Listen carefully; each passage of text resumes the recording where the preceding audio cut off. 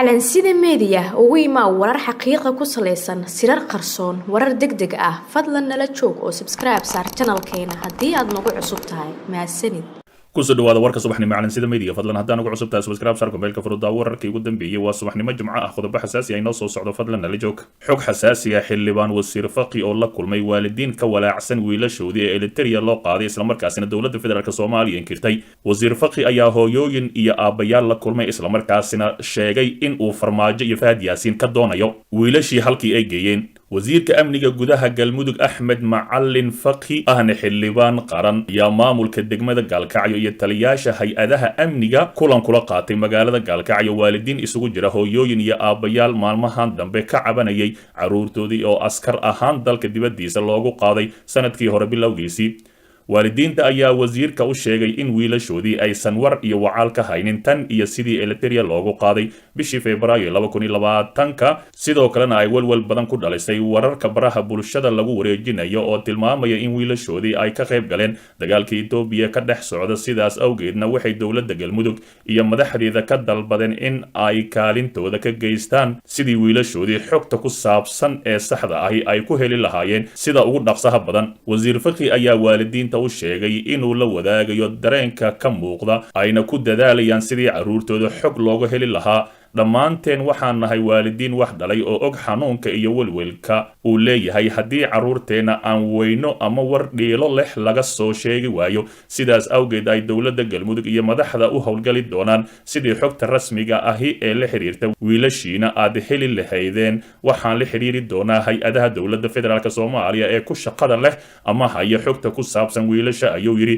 taasoo ula jeedo in ay la xisaabtami doonaan amaba ay la xiriiri doonaan hay-adihii kala duwanaa ee ciidankaasi ugu horeeyo Fahad Yaasiin Nisa dowladda Soomaaliya ayaa beenisay warka sheegaya in askar tababar u joogay Eritrea laga qayb galiyay dagaalka Itoobiya ku qaaday gobolka Tigreeg hase ahaatee waalidiin badan oo shaki badan qaba ayaa doonaya inay helaan xogta saxda ahi ee ku saabsan halka ay ku dambeeyeen caruurtoodii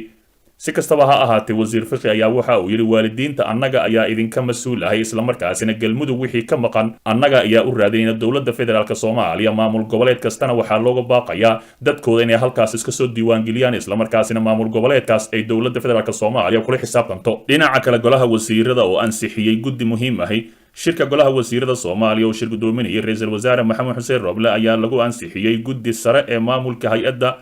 qaran ee naafada Soomaaliyeed xubin ka banaanatay guddiga madaxa banaan ee xuduudaha iyo federaalka iyo xubin laga saaray guddiga maamulka hay'adda batroolka Soomaaliya golaha wasiirada ayaa warbixino la xiriira amniga guud ee dalka ka dhageystay wasiirka amniga gudaha iyo wasiirka gaashaandhigga waxayna tilmaameen in ciidanka qaran ay u diyaarsan yihiin sidii loo xaqiijin lahaa amniga iyo xoreynta dalka xubnaha golaha wasiirada ayaa wadajir uga tacsiyay geeridii gudoomiyihii degmada Hodan ee gobolka Banaadir oo lagu dilay magaalada Muqdisho fal nasiib darro ahna ku tilmaamay wixii ka dhacay magaalada Muqdisho waxayna fareen hay-adaha ammaanka in baaritaan dhab ah lagu sameeyo sababta keentay dhacdadaasi wasaaradda caafimaadka ayaa golaha la wadaagtay warbixinadii ugu dambeeyay ee caabuqa 19 iyo dagaalka ay wado dowladda ee la xiriira sidii bulshada loogu wacyigelin lahaa dhibaatada uu leeyahay xanuunkani geesta kale dowladda federaalka Soomaaliya oo war cusub ka soo saartay dilkii gudoomiye Dhagajoon wasaaradda amniga Soomaaliya ayaa faahfaahin dheeraad ah ka bixisay dilkii ka dhacay magaalada Muqdisho loogu geystay gudoomiyihii hore ee degmada Hodan ee gobolka Banaadir marxuum Cabdixakiin Cabdiraxmaan Ciise Dhagajoon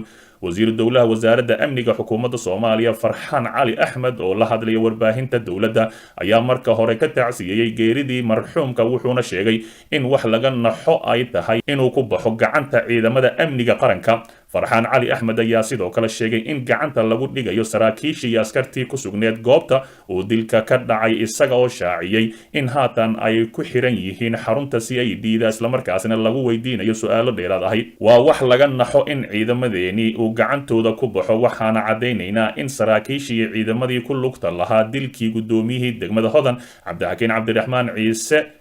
in gacanta lagu dhigay oo baaritaan dheeraad la marsiinayo sidoo kale wuxuu wasiiru dowlaha intaasi sii raaciyay ciddii ku lugta lahayd sharciga ayaa la horkeenaya waqti dhow ugu dambeyntii wuxuu ugu baaqay dadweynaha Soomaaliyeed inay isdejiyaan kana war sugaan natiijada baaritaanada socda ee ay wado dowladda Soomaaliya si kastaba ha ahaatee dilkaasi iyo hadalka soo yeeray Cumar Finish ayaa shalay banaanbax xooggan waxa uu ka dhacay magaalada Muqdisho isla markaasina shacabka Soomaaliyeed ay ku dalbanayaan cadaalad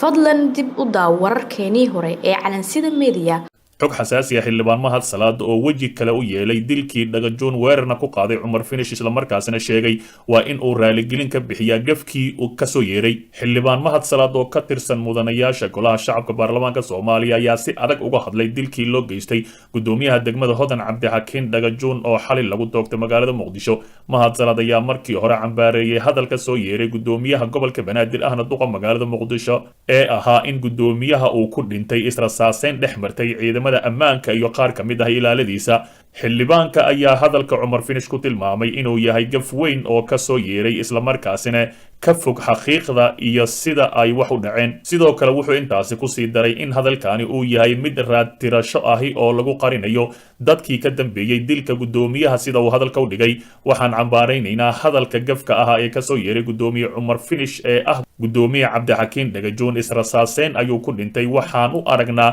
in gudoomiye Cumar Finish iyo maamulkiisa bilaabeen raad tirasho si loo qariyo raadkii dambiilayaasha falkaasi geystay ayuu qoraalkiisa ku yiri xildhibaanka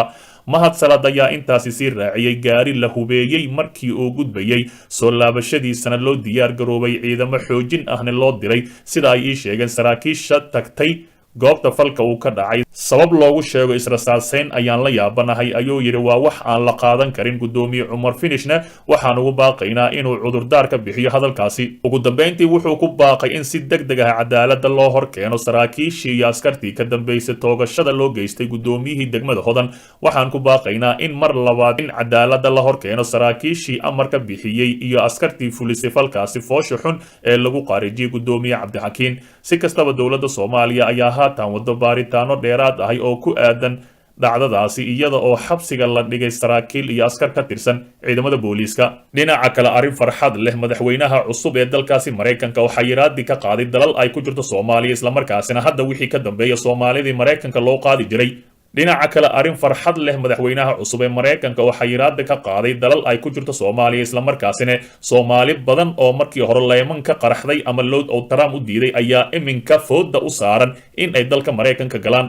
madaxweynaha cusub ee dalka Mareykanka Joe Biden oo xilka si rasmi ah ula wareegay shalay ayaa xafladiisa dhaarinta kadib saxiixay wareegtooyin madaxweyne oo ku laalaya go'aamadii uu hore u gaaray ninkii waalnay ee Trump ahaa Joe Biden ayaa wareegtooyinka uu saxiixay waxa ka mid ah inuu hakiyay xayiraadii saarneyd ilaa 7 dal oo muslimiin ah kuwaasi oo Soomaali ay ka mid tahay isla markaasina oo horey Trump dalkooda ugu mamnuucay in ay u soo safraan Mareykanka Soomaali badan oo dalka Kenya qaxooti ku ahayd ayaa gabi ahaanba halkaasi ku qasaaray isla markaasina Trump ayaa dhuunta u galay hase ahaatee sidii hore ayay ku soo laabanaysaa xilligii uu joogay Barack Obama go'aankani ayaa 4 sano ee la soo dhaafay saameyn ballaaran ku yeeshay muwaadiniinta dalalka lagu soo rogay xayiraadda ay Soomaali ka mid tahay balse hadda laga qaaday sidoo kale madaxweynaha cusub ee Mareykanka ayaa hakiyay darbigii uu Trump ka dhisayay xadka u dhaxeeyay dalalka Mareykanka iyo Mexico kuwaasi oo wili dhalinyaro Soomaaliyeed ee dan ugu jirto maadaama Soomaali badan ay ka tahriibaan wadamo kala duwan sida South Africa isla markaasina dhinacaasi Mexico ka gali jiray hase ahaatee Trump ayaa darbi weyn ku xiray haddana waa la hakiyay sidii ayaa iminka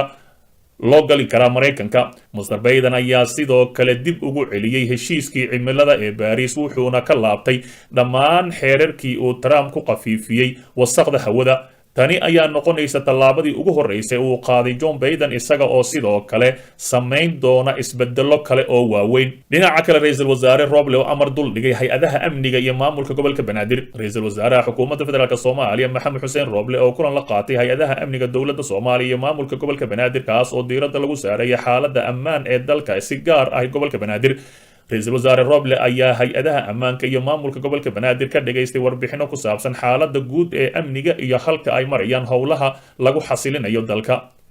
ra'iisul wasaaraha ayaa laamaha ammaanka faray in ay dardar geliyaan sugidda amniga guud ahaan dalka xilliga muhiimka ah ee dalka ku jiro doorashooyinka sida lagu sheegay qoraal kooban oo ka soo baxay Roble kulankani ayaa intii uu socday waxa loogu baaqay shacabka caasimadda in ay muujiyaan feejignaan dheeri ah si dhowna ula xiriiraan hay'adaha ammaanka haddii ay dareemaan khataro maadaama xilligani oo dalka ku jiro doorashooyin cadowga ummadda Soomaaliyeed uu doonayo in uu dhibaato u geysto bulshada ayaa qoraalka lagu yiri calansida media ugu imaa warar xaqiiqa ku saleysan sirar qarsoon warar degdeg ah fadlan nala joog oo subscribe saar channelkeena haddii aad nagu cusub tahay mahadsanid